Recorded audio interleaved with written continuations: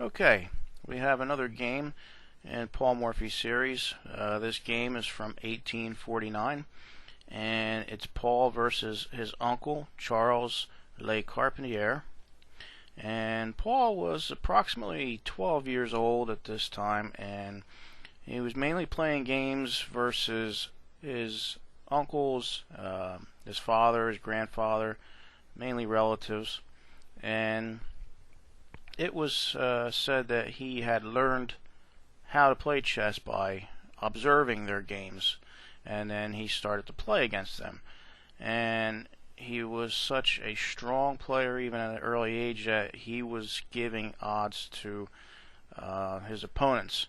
And in this game, he gave his A1 rook to his uncle to begin, starting with only one rook. And we're just going to step through a couple of opening moves, king's pawn opening, and we get to the fourth move, bishop to c4, and that's attacking the weak f7 square, which I highlighted in red. That's going to be a focal point, and he's going to have a strong attack on f7 square. Now, next move by black is bishop to b4 check, and Paul plays c3 to block it, and pawn captures the pawn on c3. Now you can see there's going to be a discovered check once the pawn on c3 moves. So Paul castles to stay out of trouble, and pawn takes pawn, and bishop captures pawn on b2. I highlight this in green, and this is going to be one of the pivotal pieces. And as I go through this game, I'll highlight the important pieces in green. And next move by black retreats the bishop back to its home position, and I highlight that in red. That is a bad move. Almost consider that a blunder, and you'll see why in the next two moves. Next move by Paul, pawn to e5. He's pushing it up the e file, and black plays pawn to d6, opening up his white diagonal for the white bishop. Also, this could be a outpost for the knight on e5. So white plays rook to e1, highlighted in green as you can see, puts it on the semi-open e file, and the king is on the e file, which is bad news for black right away. And as you can see, this is why I highlighted this square. It would have prevented this. So as the game goes on to the next move, another bad move, and this one I put in dark red because that is a major blunder. I don't know why he captured that pawn. Now this just creates a lot of problems for black. He should have just left the pawn where it was, used it as an outpost, or developed another minor piece, brought out, say, the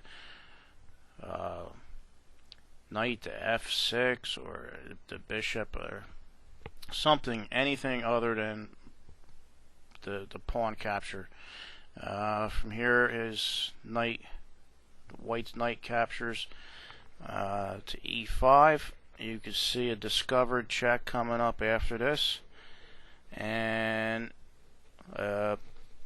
discovered check if he was to say next move after white takes the knight on c6, the discovered check, and then black's queen's gone. So black decides just to take white's queen.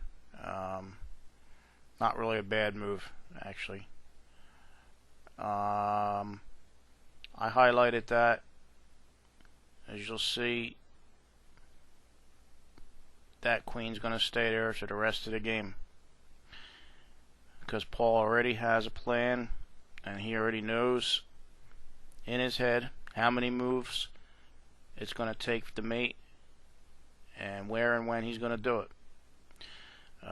It was said that he used to announce to his opponents in how many moves and where they were going to be mated, and that's part of the genius of Paul. At such an early age, he was able to do this.